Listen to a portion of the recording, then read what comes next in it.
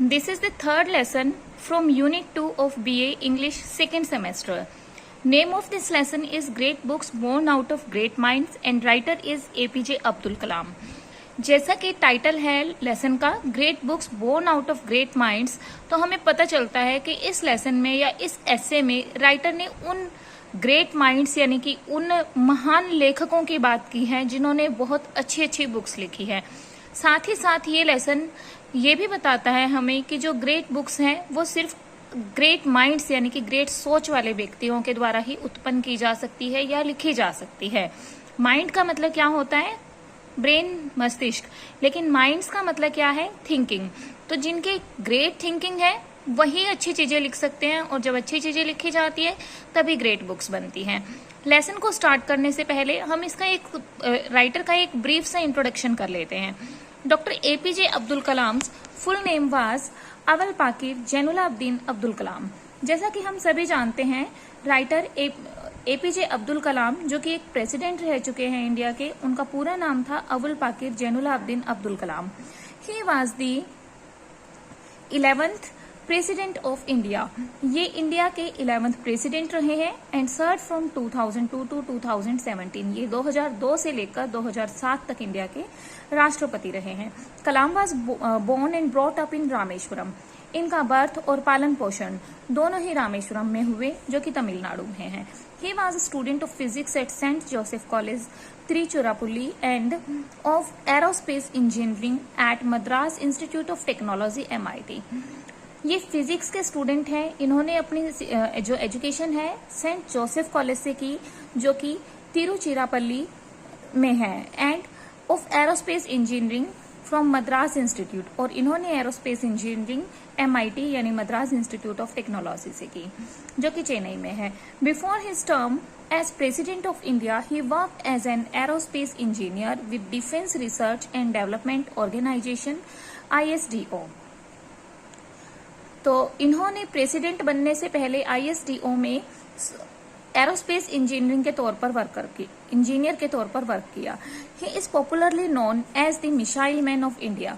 इन्हें इंडिया के missile man के नाम से जाना जाता है. He played the central technology role in India's Pokhran 3 nuclear test in 1998. इन्होंने 1998 में इंडिया के पोखरण के जो 3rd न्यूक्लियर टेस्ट था उसमें सेंट्रल टेक्नोलॉजी डेवलप करने में एक महत्वपूर्ण भूमिका निभाई है. अब हम स्टार्ट करते हैं लेसन. हम लेसन के कंप्लीट टेक्स्ट को रीड करेंगे. देखिए क्या कहता है. Friends, excellence is not by accident.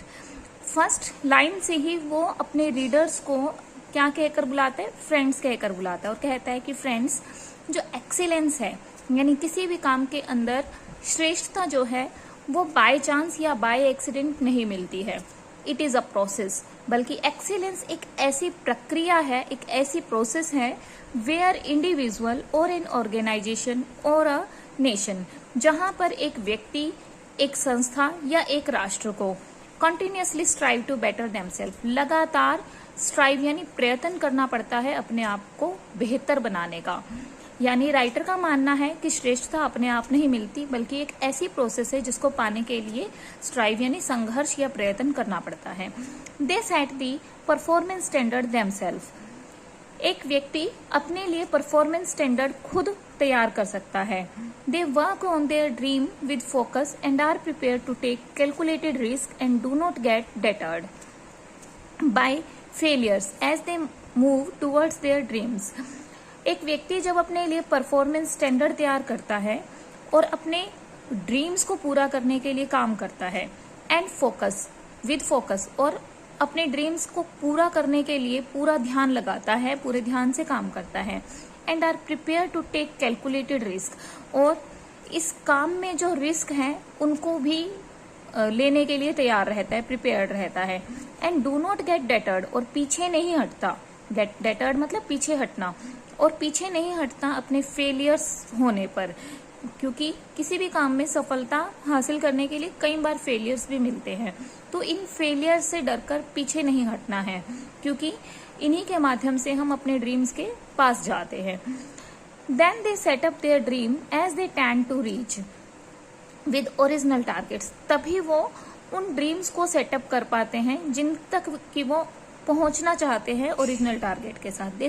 They strive to work to their potential. एक व्यक्ति को अपने सामर्थ्य के अनुसार कार्य करने का प्रयत्न करना चाहिए। एंड इन दिस प्रोसेस, और इस प्रोसेस में दे इंक्रीज देयर प्रायोरिटीज या दे इंक्रीज देयर परफॉर्मेंसेस। और जब वो इस तरह से मतलब अपना सामर्थ्य बनाने की कोशिश करते हैं तो साथ ही साथ क्या होता है, उनकी परफॉर्मेंस भी बनती जाती है। Therefore multiplying further their potential. और जब परफॉर्मेंस बढ़ती है तो इंसान के काम करने की जो पोटेंशियल है यानी जो सामर्थ्य है वो अपने आप ही बढ़ता जाता है।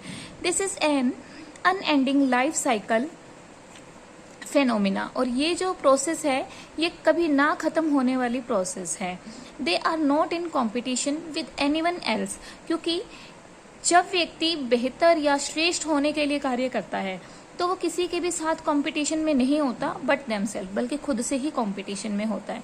This is the culture of excellence. और यही एक्सीलेंस की कल्चर है।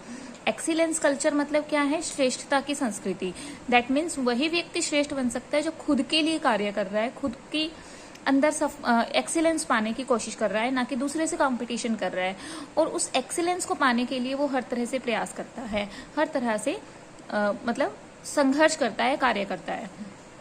नेक्स्ट पेसेज में क्या कहता है ये, for children everything is a story. कि बच्चों के लिए तो हर चीज एक कहानी की तरह से है। They want to become astronauts. जब हम छोटे बच्चों से पूछते हैं कि वो क्या बनना चाहते हैं तो उनके क्या जवाब होते हैं, देखिए वो कहते हैं कि कोई कहता है कि वो एस्ट्रोनॉट बनना चाहता है, कोई कहता है कि वो पायलट बनना चाहता है, तो कोई सोल्जर, कोई doctor, sellers and so on. और भी बहुत सारे प्रोफेशंस का वो नाम ले सकते हैं। They live in landscapes of make believe. वो लैंडस्केप क्या होता है, उस दृश्य में या उस इमेजिनेशन में रहता है जिनमें कि उनको बिलीव कराया जाता है। दे स्पिन फैंटेसीज। स्पिन यानी बुनना या बनाना। वो कल्पनाओं में रहते हैं, कल्पनाएं बनाते हैं। After growing up they absorb novel, films and plays. और जब वो बड़े हो जाते हैं तो वो फिल्म, नॉवल और प्लेज की दुनिया में जीने लगते हैं। Even sporting events and criminal trials unfold as narratives. यहाँ तक कि जो स्पोर्टिंग इवेंट्स हैं या जो क्रिमिनल ट्रायल्स हैं वो भी उनके लिए मतलब एक अनफोल्ड नैरेटिव की तरह से, मतलब जो अनसुलझे नैरेटिव्स हैं, वर्णन है, उनकी तरह से होती है। It suddenly strikes to me now after living for 82 years. 82 years के बाद मुझे अचानक से लगा कि I am also living a story. मैं भी एक स्टोरी की तरह से ही जी रहा हूँ, स्टोरी में ही जी रहा हूँ। I am not every day conveying events and thoughts in the words. क्योंकि ये क्या कहता है राइटर यहाँ पर कि मैं यहाँ पर हर रोज के जो इवेंट्स हैं या थॉट्स हैं उनको शब्दों में व्यक्त नहीं कर रहा हूँ। Are we not making and beautifying the reality around us. क्या हम हमारे चारों ओर जो भी घटित हो रहा है उसी को ब्यूटिफाई नहीं कर रहे हैं। Can we say that humans are wired for stories. क्या हम कह सकते हैं कि जो मनुष्य है वही स्टोरीज के लिए वायर्ड है या स्ट्रीम्स हैं। मतलब जो स्टोरीज या जो नॉवेल्स, प्लेज लिखे जाते हैं वो किस पर आधारित है, वो ह्यूमन सोसाइटी पर आधारित है। उन स्टोरीज का जो बेस है वो क्या है, वो मनुष्य खुद है। Is there an author alive in our mind creating narratives about the past and the future. क्या हमारे माइंड में कोई ऐसा ऑथर है जो पास्ट और फ्यूचर को लेकर वर्णन अपनी बुक्स के अंदर लिखता है? जी हाँ, ऐसे बहुत सारे राइटर्स हैं जो पास्ट या फ्यूचर के बारे में लिखते हैं। Then writer says perhaps stories help us navigate life's complex social problems. Writer कहता है कि शायद ये जो कहानियां होती हैं ये कुछ इस तरह से लिखी जाती है कि हम जीवन की कॉम्प्लेक्स सोशल प्रॉब्लम्स को इनसे नेविगेट कर सकते हैं, मतलब अपना मार्गदर्शन कर सकते हैं इन स्टोरीज के माध्यम से। Just as flight simulators prepare pilot for difficult situations. ये स्टोरीज बिल्कुल ऐसे ही लाइफ के अंदर लोगों को रास्ता दिखाती हैं जिस तरह से जो फ्लाइट के अंदर सिम्युलेटर्स लगे होते हैं वो पायलट्स को डिफिकल्ट सिचुएशन के लिए प्रिपेयर करती है। Story telling has evolved like other behaviours. Writer कहता है कि जो स्टोरी टेलिंग है वो दूसरे व्यवहार की तरह से ही विकसित हुई है टू एंश्योर आवर सर्वाइवल, ताकि हमारा जो सर्वाइवल है वो समाज के अंदर सुनिश्चित हो सके। मतलब क्या है, कहानियां बहुत तरह की मिल जाती हैं। और लाइफ में कोई अगर प्रॉब्लम है व्यक्ति की किसी की, तो वो बहुत सारी कहानियों के माध्यम से उन्हें अपनी सिचुएशन से जोड़कर उनसे मार्गदर्शन या गाइडेंस प्राप्त कर सकता है उन प्रॉब्लम्स को सॉल्व करने के लिए। Imagination is an awesome evolutionary adaptation. अब राइटर कहता है कि जो इमेजिनेशन है वो एक बहुत ही शानदार विकास से संबंधित अनुकूलन है, that allows people to teleport mentally into alternative worlds. और ये कहानियां एक इस तरह की इमेजिनेशन है जिनकी हेल्प से व्यक्ति मानसिक रूप से दूसरे संसार में चला जाता है। मतलब जो उनकी रियल प्रॉब्लम्स होती है उनसे कुछ समय के लिए उन्हें छुटकारा मिल जाता है और वो एक दूसरे संसार में यानी कि कहानी के संसार में कुछ समय के लिए खो जाते हैं। Imagination give us in other worlds the near magical ability to experience what we did not actually experience. दूसरे शब्दों में राइटर कहता है कि जो कहानियां हैं उनके अंदर मैजिकल एबिलिटीज मिलती हैं हमें, और ये जो मैजिकल एबिलिटीज होती है ये ऐसी मैजिकल एबिलिटीज होती है जो हमारे पास वास्तव में नहीं होती हैं। A story is a thing that does rather than a thing that is. एक स्टोरी वो चीज होती है जिसमें इंसान वो करता है जो वो करना चाहता है, बजाय कि वो देखने के कि जो वास्तव में है। It is a tool with measurable utility rather than an object for aesthetic admiration। Writer कहता है कि जो स्टोरी है, स्टोरी राइटिंग है या स्टोरी रीडिंग है, वो एक ऐसा मतलब हम कहेंगे कि यूटिलिटी है, एक ऐसा साधन है जिसके द्वारा हमें एस्थेटिक एडमायरेशन मिल सकती है, यानी कि सौंदर्यात्मक एडमायरेशन मिल सकती है। Attention is the reward Attention is the reward that listeners bestow on the storyteller। अब एक स्टोरी टेलर है, वो कहानी सुना रहा है, लेकिन जो लिसनर है वो उसको नहीं ध्यान से सुन रहे, तो स्टोरी टेलर को अच्छा नहीं लगता है। तो इसीलिए राइटर कहता है कि अगर हम किसी की कहानी को ध्यान से सुनते हैं तो ये जो ध्यान से सुनना है यही उस स्टोरी टेलर के लिए उस एक इनाम की तरह से होता है। उसे बहुत अच्छा लगेगा अगर हम उसकी कहानी अच्छे से सुनते हैं। This makes story telling a central component of leadership. तो हम जैसा कि स्टोरी टेलर है उसको तब अच्छा लगता है जब उसकी कहानी को ध्यान से सुना जाता है, तो यानी कि उसको अच्छा लगता है कि लोग उसे ध्यान से सुने। तो हम कह सकते हैं कि स्टोरी टेलिंग की जो प्रोसेस है वो नेतृत्व का एक भाग या एक सेंट्रल भाग की तरह से है। मतलब नेता भी तो ऐसे होते हैं ना कि वो चाहते हैं कि लोग उनको ध्यान से सुने, तो यहाँ पर ये जो क्वालिटी है वो स्टोरी टेलिंग के अंदर दिखाई देती है। We wrote India 2020 in 1998। It was a story that served the Indian economy. 1998 में इंडिया 2020 के नाम से जो बुक लिखी गई उसने इंडियन इकोनॉमी को हिलाकर रख दिया। Story telling has a darker side also. Writer कहता है कि स्टोरी टेलिंग की एक डार्कर साइड भी है, एक नेगेटिव साइड भी है। It make us vulnerable to conspiracy theories. ये हमें जालसाजी वाली थियरीज सिखाती है, मतलब जालसाजी करना भी सिखाती है। Advertisements and narratives about ourselves that are more truthy than true। ये हमें उन एडवर्टीजमेंट्स और नैरेटिव्स के बारे में बताती है जो कि सच से भी ज्यादा सच है। Everything is in the I of the beholder, क्योंकि हर कुछ देखने वाले की नजरों में होता है। मतलब ये हम पर डिपेंड करता है कि हम स्टोरी से क्या सीख सकते हैं। हम नेगेटिव थिंग्स भी सीख सकते हैं और पॉजिटिव भी।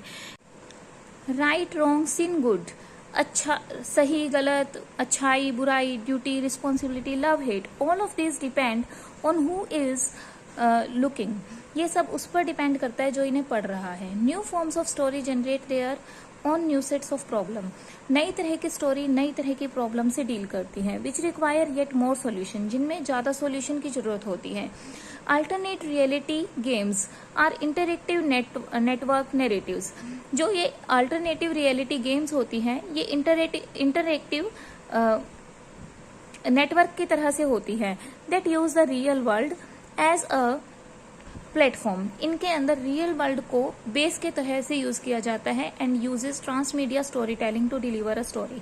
और ट्रांसमीडिया स्टोरी टेलिंग को स्टोरी बताने के लिए प्रयोग किया जाता है। That may be altered by participants' ideas और एक्शंस, जिसके अंदर की जो प्रतिभागी हैं यानी जो खिलाड़ी हैं वो अपने अकॉर्डिंग अपने डिसीजन लेकर जो गेम्स हैं उनको आगे बढ़ाते हैं और एक्शंस लेते हैं।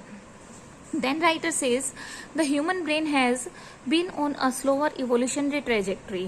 जो इंसान का माइंड है वो विकास के रास्ते पर धीरे धीरे चला है, मतलब उसके अंदर जो विकासात्मक परिवर्तन है वो बहुत धीरे धीरे आए हैं देन द टेक्नोलॉजी, बजाय कि टेक्नोलॉजी के, मतलब टेक्नोलॉजी का विकास जल्दी हुआ है, मनुष्य का धीरे धीरे हुआ है। मनुष्य क्या है, पहले मनुष्य का जो ब्रेन है वो इतना डेवलप नहीं था जितना कि आज है, वो धीरे धीरे बहुत युगों से डेवलप हुआ है। हमें पता है कि जो मनुष्य के पूर्वज हैं वो बंदरों की तरह से थे और उन्होंने धीरे धीरे आग का पहिए का आविष्कार सीखा और फिर धीरे धीरे वो लाइफ में आगे बढ़े हैं और मॉडर्न लाइफ तक पहुंचे हैं।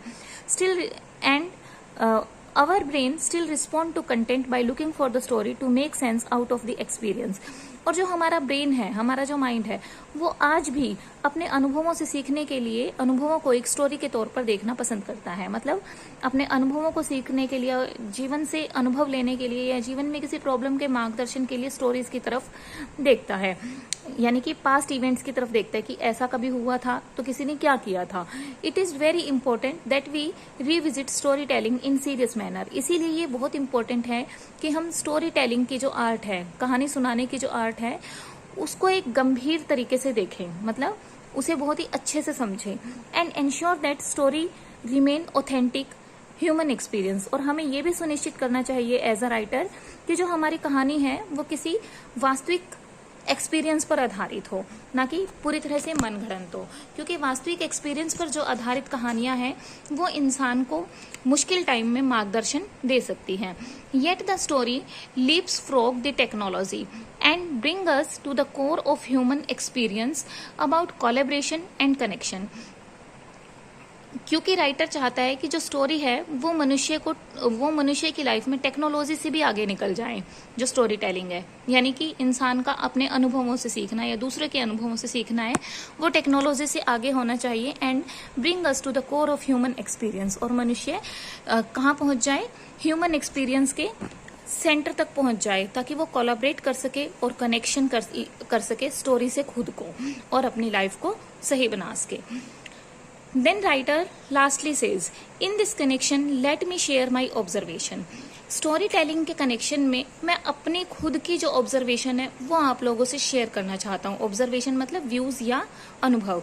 आई was reading a book on the great author Johann Wolfgang गोथे।